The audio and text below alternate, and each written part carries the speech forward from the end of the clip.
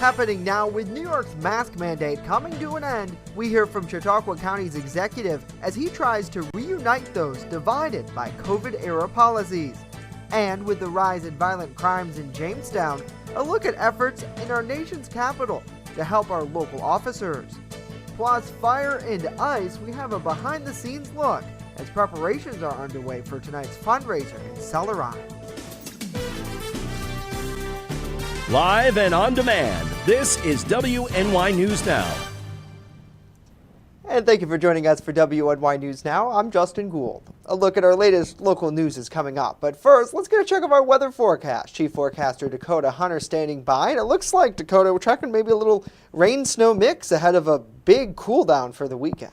Oh, yes. We have a few of those rain and snow showers out there as of noon hour right now. You can see on the radar imagery here. Now, most of this is actually to the north of the city, mainly across central and then the northern part of essentially the southern tier. But we are going to see more of this as we go through the afternoon hours, though. 42 was the high yesterday. Another mild day, but that breeze really kind of eliminated much of that feeling, that warmer feeling, though. 32 is where we started the day. 69 and 19 are the records for today. So through the afternoon, scattered snow showers. We'll pick up an inch or so out of it. We'll pick up 1 or 2 inches out of it. Brisk wind, though. Look at this. West-southwest 10 to 25 with some wind gusts of around 30 to 36 will be the actual high temperatures for today. But as Justin mentioned, a big cool down is on our way for the Valentine's Day weekend. We will talk about it with that Ultimate Satellite Solutions 7-day forecast later on in the show. Justin. All right, Dakota, we'll see you back in just a bit. Chautauqua County's executive hopes that the end of New York's mask mandate will bring an end to division caused by the pandemic. The mandate, which would put back in place in December 2021 after it was relaxed last year, ended today after New York Governor Kathy Hochul declared the Omicron surge past its peak. Our Julia Grass has more from County Executive Wendell. While Chautauqua County Executive P.J. Wendell is happy life will soon begin to get back to normal, he says his team is still going to keep their eyes on the numbers. As county executive, it's ultimately, the decision that rests on myself, but I also have a team of 3 doctors, our public health director, Christine Schuyler, our sheriff, and emergency services director. Wendell remains frustrated with the state's COVID-19 vaccine mandates, saying that the booster does not stop the spread of the virus, but instead prevents serious illness. Therefore, he believes it is not worth losing healthcare workers over. He also questioned the effectiveness of the mask mandate, given the high number of cases while it was in place. If you look at the number of counties who said they weren't enforcing it, our numbers trended the same as the counties who were enforcing it. Our numbers went up. Chautauqua County did not go up at an astronomical rate. Even though Wendell's administration did not enforce the mandate in the past months, that did not stop Wendell from sending out over 48,000 KN95 masks to those who wanted them. As we adjust to the news, Wendell urges residents to respect others' decisions on whether they mask and or vaccinate themselves. If people are without a mask, that's fine. If people want to wear a mask, great. Protect yourself. And we've said that all along. And the same with, the vaccine and the boosters. That's your choice.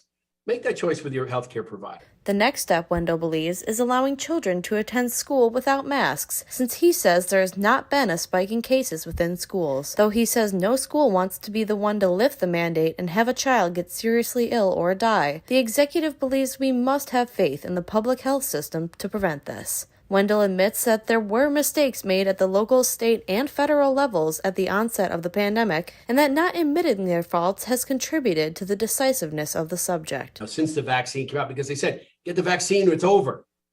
Oops, we're still getting breakthrough cases. It didn't work. And no one has ever said, we misjudged it. We made a mistake. It didn't do what we thought it would. And I think that's the part of it, that nobody has owned up and said, we made mistakes through this. Julia Grass, WNY News Now. Julia, thank you. Respecting private businesses' decision to enforce or to not enforce masking is another critical aspect of moving on, Wendell tells us.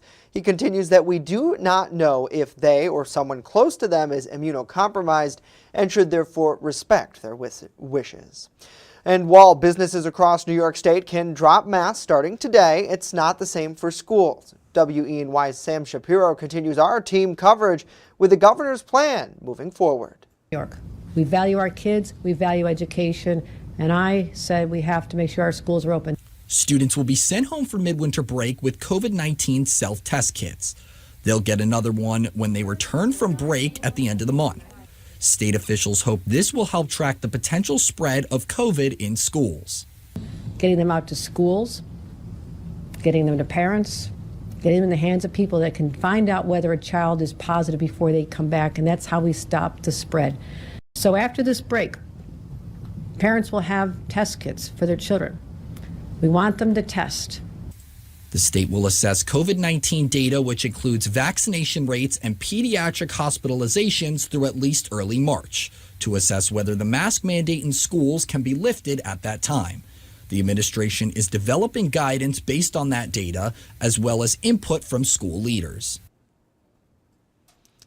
Police have released an image of what they believe is the getaway vehicle involved in Tuesday night shooting here in Jamestown. Officers with the Jamestown Police Department were called to a possible home invasion at 3 North Cowden Place around 8 o'clock Tuesday. Police say a man was shot in the back during the suspected robbery. He was taken to UPMC Chautauqua Hospital and then later airlifted to Hammett and Erie. Detectives say the suspects arrived in what appears to be a gray-colored Ford Fusion. The video police report shows 2 suspects enter the house, with a third remaining behind the wheel of the vehicle. The alleged shooters then exited the house and fled the scene. Anyone with information on the incident is asked to contact police at 716-483-7537. You can also leave an anonymous tip at 716-483-8477. The Cattaraugus County Sheriff's Office is asking for your help in locating a missing man who disappeared following an early morning crash on Wednesday. Sheriff's deputies report 61-year-old David Jeffrey crashed his blue Ford F-150 over a small embankment on Rock Springs Road in the town of Ashford. His vehicle was found by detectives at around 3:30 in the morning. However, Jeffrey was not behind the wheel. Since then, a search has been underway and there's no signs of him. He's around 5'10", 180 pounds. Investigators do not have a clothing description at this time. Those with info in the case, or maybe someone might have saw him walking around the area, are asked to call the Sheriff's Office at 716-938-2217. And 2 people were injured after violence broke out outside of a high school in Buffalo yesterday. Now, police say the dispute had a crowd gathered near the school, and someone then pulled out a gun. It happened just minutes after Wednesday's dismissal.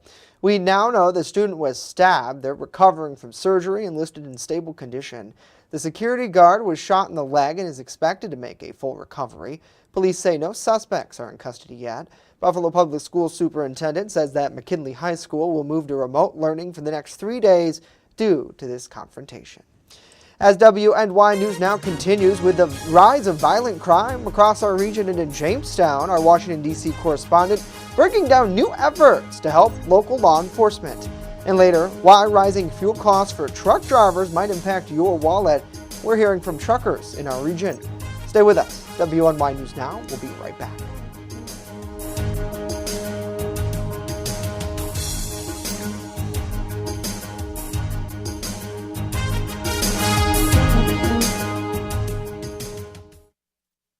With coverage that matters. This is WNY News Now. Welcome to Honest John's Pizzeria, where you are the most important customer. Everything from freshly made subs to the best of pizza and wings, Honest John's has it all. And don't forget the ice cream! Order online today or check out our 2 great locations with buffets ready for every appetite. Don't I have the best job in the world?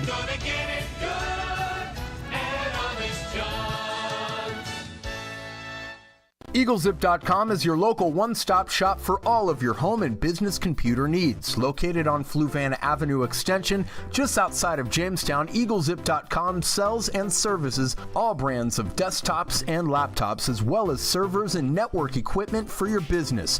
All new computer sales include transferring your data from your old computer plus a 2-year warranty. Call EagleZip.com today. Stop by EagleZip.com today and let us make computers easy for you. Now is the time to make your real estate move. Call us to list your home in Cattaraugus County. Choose the #1 real estate team in Ellicottville. Call Team Pritchard, 716-575-SELL. The market is hot. Call 716-575-SELL today. Home fires occur most often in winter. Keep anything that can catch fire at least 3 feet from heating equipment. And never use an oven to heat your home. Stay in the kitchen when frying, grilling, or broiling food. Turn space heaters off when you leave the room or go to bed. Make sure all vents are clear of snow and ice to allow carbon monoxide to vent outside. Have your furnace, heating system, and chimneys serviced each year by a qualified professional. Learn more at www.usfa.fema.gov. Brought to you by the Chautauqua Safety Village and the Jamestown Fire Department. You're watching WNY News Now, where coverage comes first. The state of New York is urging residents and businesses to take a broadband assessment survey. The data from that survey will help map out broadband internet infrastructure and access throughout the Empire State. Results from the survey will inform New York State's public service and future efforts to improve broadband access, reliability, and affordability. The survey should take about 5 to 7 minutes to complete and will assist the agency in more accurately reporting where high-speed broadband is available. To take the survey, you can visit empirebroadband.com by March 18th. You can also take it via the telephone at a 1-800 number. We have that listed at WNYNewsNow.com. Well, New York's Democratic Senator Kirsten Gillibrand is pushing legislation that would require congressional members and their families and high-level staff to disclose financial transactions anytime they receive benefits from federal dollars. They would have to report loans, agreements, contracts, grants, and payments, not including salary, compensation, or tax refund. Her bill would also ban congressional members from trading individual stocks. Now, we asked the senator if there were any one particular investigation that inspired her to pursue the bill. She's told us that it was after they learned some members of Congress used pandemic relief funds to help keep their own businesses afloat, while others suffered. While that is legal, it's not preferable, and it's going to create an appearance of impropriety by voters that members of Congress are lining their own pockets. And so I realized, along with the Congresswoman, that we needed to update the Stock Act to include all federal benefits, because we are writing the laws and we are writing the parameters of these programs. And if members are writing the laws and parameters to line their own pockets, that's unethical. There's a $200 to $500 penalty for failing to file transactions in a timely manner. Well, congressional members and police officers are sounding the alarm on the rise in violent crime across the U.S., and sadly, we're seeing our fair share of that here in the city of Jamestown. Our Washington, D.C. correspondent Rachel Knapp reports on how congressional members are tackling this issue. Congressional members say there's a rise in violent crime, and it's a nationwide problem. Over the past 2 years, homicide rates have jumped nearly 40%. Police departments across the country are fighting to contain this increase in violent crime. The #1 priority has to be the reduction of violent crime.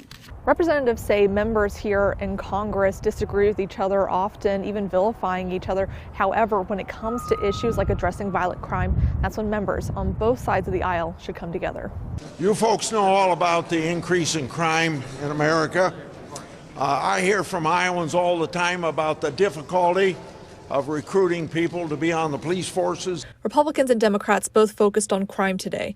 While Republicans have criticized some Dems for saying we should defund law enforcement agencies, some Democrats are pushing to pass a so-called Victim Act, which they say would fund police departments, giving them more money to hire, train, and retain detectives. The bill will do 3 things we should all agree on. #1, solve more fatal shootings and non-fatal shootings. #2, getting more shooters off the streets. #3, getting more help for victims with closure of these dreadful crimes. Members hope legislation like this will provide relief for staffing and training in our local law enforcement agencies, which in turn will help solve and deter violent crimes. At the Capitol, Rachel Knapp reporting. Rachel, thank you. And members of the Pennsylvania Welcoming Caucus unveiled a bill this week to establish the Office of New Pennsylvanians. That office would be tasked with attracting, retraining, and embracing immigrants from across the world. Immigrant economic contribution and population are both growing in the Keystone State, even in areas you might not expect. Advocates say the office would help the transition for new residents who have a lot to offer. And this office will serve to connect people to basic services. The office will help not only state government, but also state governments coordinate with county and local governments around the services that will be needed. The office would serve as that point of contact for other state agencies, the media, immigrant organizations, and the public about immigration issues in our state.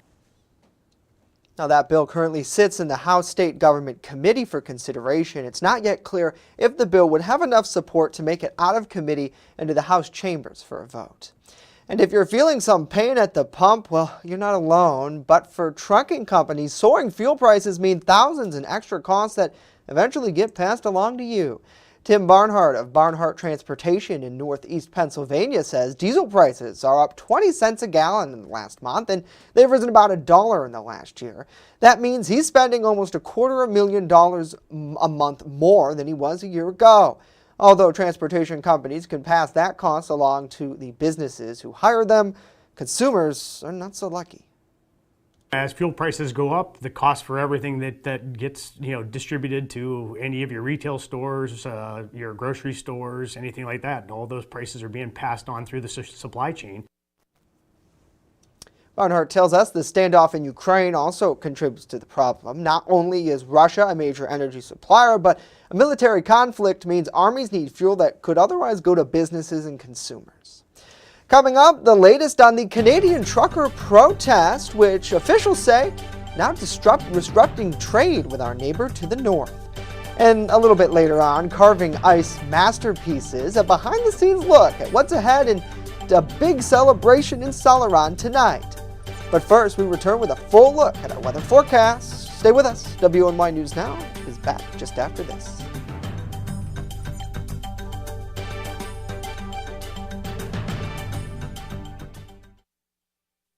You're watching WNY News Now, your source for breaking news.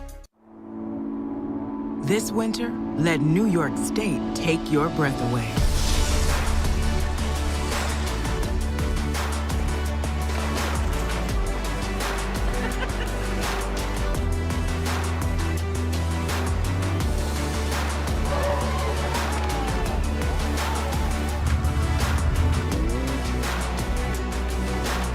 Come be a part of it. Plan your winter getaway at iloveny.com. I'm a survivor. I'm a survivor. I'm a survivor.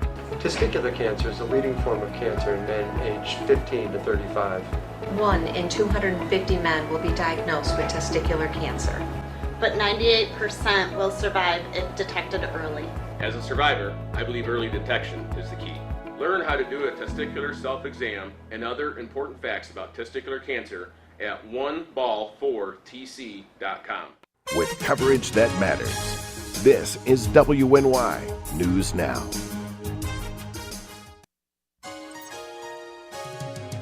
Fast, accurate, and everyday. First Defense Weather.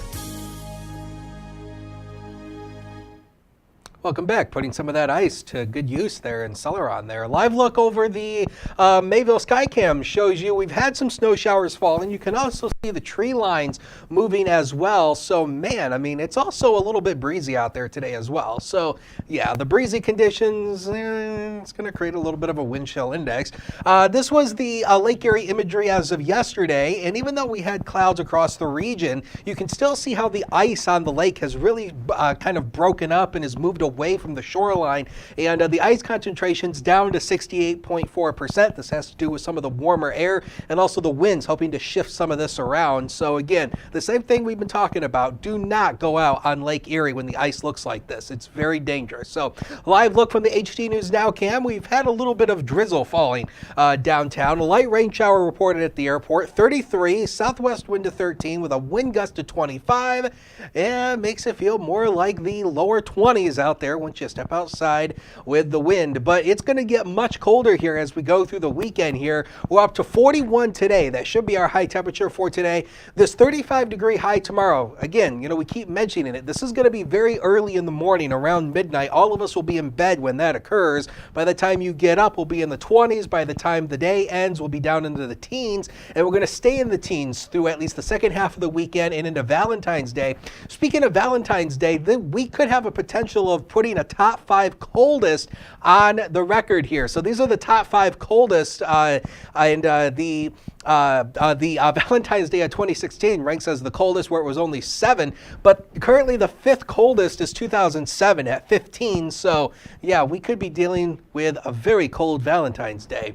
Now the radar is showing you we've had a few of these light rain and snow showers moving across the region, and this is ultimately going to continue through the afternoon hours today. So that'll be the case here. Cold front swept on through. We have a surface trough moving through. So the trough is bringing in that colder air for today. So here's the newest run of the computer modeling. Shows you those rain and snow showers continuing through the afternoon. Accumulations on the lighter side should be around an inch in most spots. Those taper off through the overnight tonight.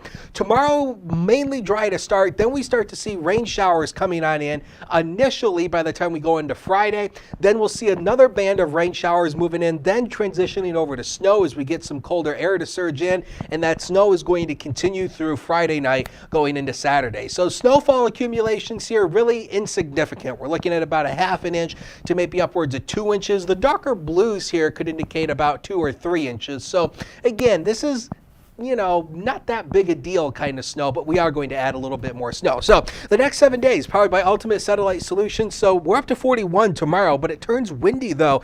Wind gusts could be around 45 miles an hour. Temps falling on Saturday, and Sunday, a few more snow showers. There it is for Valentine's Day, 13. And yeah, but it does look like by the time we go to the middle of the week, Justin, we do rebound into the lower 40s. So it's a roller coaster. Yeah, it definitely is. And our producers wanted to make note of this live feed. Sean Sweatman actually out there today tracking a little bit of the snow.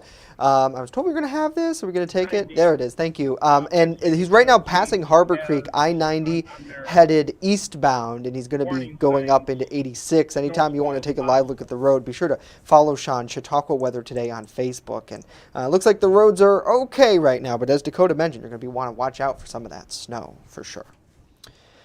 Well, getting ready to host a Super Bowl party, you're going to need to be ready to break out the Benjamins. The over-under on inflation this year is just about 100%. You'll be paying more for party treats. According to Wells Fargo, expect to pay about 14% more than last year. Of course, it all depends on what you get. Meat is one of the biggest offenders, with ground beef prices up 13%. You can always keep costs down by grilling out hot dogs. The prices on Franks actually fell over the past year, which kind of answers the question of what type of meat goes into them. You can also keep your guests blissfully unaware of the corners you're cutting with beer and wine. They're only up about 4%. Now steer clear of soft drinks though. Soda pop prices are up nearly 12%. Now if it's not too late, you could always just try to get invited to somebody else's bash. The International Olympic Committee isn't offering much information about a legal case, though thought to be delaying a medal ceremony for figure skaters. Russian media is reporting an athlete from that country tested positive for transmethazine back in December. That drug is typically used to treat a heart condition, but it's on the world's anti-doping agency's banned list. Figure skaters in the team event saw their medal ceremony scheduled for Tuesday night in Beijing, removed from the Olympic calendar without explanation. The IOC is not confirming the delay is due to a doping investigation. Is that very much that the IOC delegated both testing, management and sanctioning in doping cases to ITA and CAS to avoid even the appearance of a conflict of interest. Now, athletes from Russia are competing under the banner of Russian Olympic Committee because Russia is actually banned from competing in the Games. The IOC sanctioned Russia after uncovering a systematic manipulation of anti-doping rules during the 2014 Games in Sochi, Russia. And Freedom Convoy protesters opposing Canada's COVID restrictions and vaccine mandates are blocking off main arteries of the border between the U.S. and Canada, threatening to disrupt economic resources following in between the two nations. John Lawrence with the latest from the border. Every hour this protest continues, our community hurts. Traffic snarled for miles along the U.S.-Canada border in Michigan Wednesday after Freedom Convoy protesters blocked roadways near the Ambassador Bridge, shutting down the busiest international crossing in North America. The Ambassador Bridge is Canada's busiest link to the United States and accounts for about 25% of trade between the two countries. And so the blockade poses a risk to supply chains for the auto industry because the bridge is a key conduit for motor vehicles, components and parts, and delays risk disrupting auto production. Protesters also blocked off the border between Montana and Alberta with tractor trailers, farm tractors, and passenger vehicles. When protesters threaten public safety, disrupt the public peace, or prevent Albertans from accessing vital infrastructure, then they open themselves up to potential action from law enforcement. We believe that the Coots blockade has crossed this line. Officials say the blockades not only hurt the economy, but also the livelihoods of hardworking people. All it does is inconvenience thousands of law-abiding truckers who are just trying to make a living, who now have to go to one of the three other ports of entry between Alberta and Montana. It does economic damage, in this case particularly for ranchers, farmers, and agri-food producers. I'm John Lawrence reporting. All right, John, thank you. Well, the ice carving is underway for tonight's Fire and Ice Festival in the village of Celoron. Our Bronson Rasmussen with a preview next.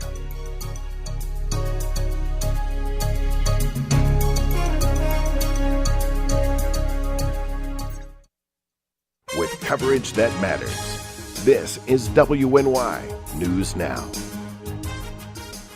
How prepared is your family if a hurricane shows up at your doorstep, or a flood, or a blizzard? You can't just turn away a natural disaster.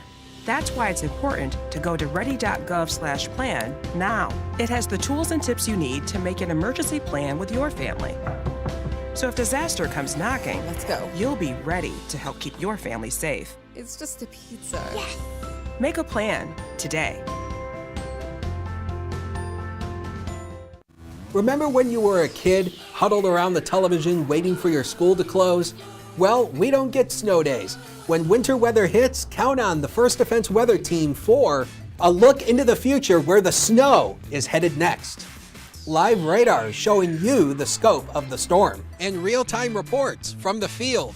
So when it matters most, stay with First Defense Weather. Catch your First Defense forecast daily on WNY News Now. You're watching WNY News Now, where coverage comes first. The annual Fire and Ice celebration returns to the Chautauqua Harbor Hotel tonight, featuring what organizers say is much needed merriment to winter's longest stretch. Our Bronson Rasmussen with this preview. The annual fundraiser helps support children impacted by crimes in the Jamestown community by raising money for the Child Advocacy Program of Chautauqua County, also known as CAP. I don't think I've seen my staff so excited in a long time, you know. This is a slower time of year for us, and to be able to say that we're going to bring 2,500 people in the next 3 days around to have a great event for the community. Over 20,000 pounds of ice meticulously carved into sculptures, ice bars, and martini luges will be on display. Artists were hard at work sculpting on Thursday morning. As the hotel's general manager, Corey Amon, explains, the festival will have much more than ice. It will include events like adult playgrounds, roaring fire pits, and a fireworks show to end out the night. We work with local communities. We have about 40 different sponsors that we're bringing in, and then obviously working with the CAP program here locally. The Child Advocacy Program of Chautauqua County's main mission is to create a safe and engaged community to bring healing, hope, and justice to children and their families impacted by crimes against them. Child Advocacy Program is a local foundation that we partnered with from the beginning that really helps to support local community children that are in need. This is the third year the festival has taken place, the first two being from 2019 to 2020. Last year, they took a year off due to the pandemic. Bronson Rasmussen, WNY News Now. Bronson, thank you. Tickets for the weekend-long event are still available right now. It's at ChautauquaHarborHotel.com. Certainly, what a great use for that ice out there, and definitely going to be a good weekend. They're going to have to bundle up. I don't think that'll melt anytime soon. That's for sure. No, I mean, the temperatures will play nicely with the ice for the weekend, so that's the good thing. Yeah, definitely is. Well, we thank you for joining us for WNY News Now. That's going to do it for our broadcast today. Of course, news continues 24/7 at WNYNewsNow.com. We'll leave you with this live look over a few flicks there in Sherman. Have a wonderful day. We'll see you back here tomorrow.